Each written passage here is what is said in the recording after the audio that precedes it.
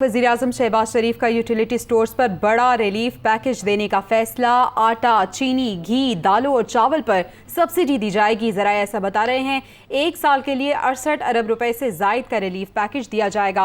वज़ीर-ए-आज़म की हिदायत पर वज़ारत सनअत व पैदावार ने समरी तैयार कर ली है। वज़ीर-ए-आज़म पैकेज की समरी की मंजूरी ECC और काबीना से ली जाएगी। मज़ीद जान लेते हैं, शुएब निज़ामी हमारे साथ मौजूद हैं। शुएब, कहिएगा, इस समरी की जो मंजूरी है वो कब तक लिए जाने का इम्कान है?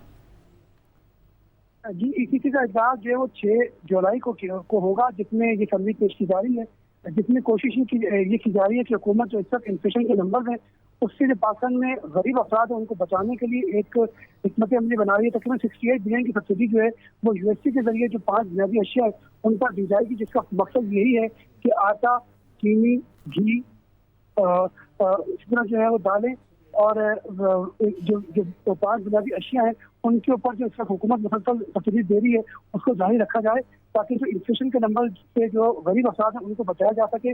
ECC में ये समरी पेश की जाएगी, उसके बाद जैसी मंजूर होती है उसके बाद काबीना के पास जाएगी, उसके बाद इसको लागू किया जाएगा। जी शुक्रिया शुएब निज़ामी।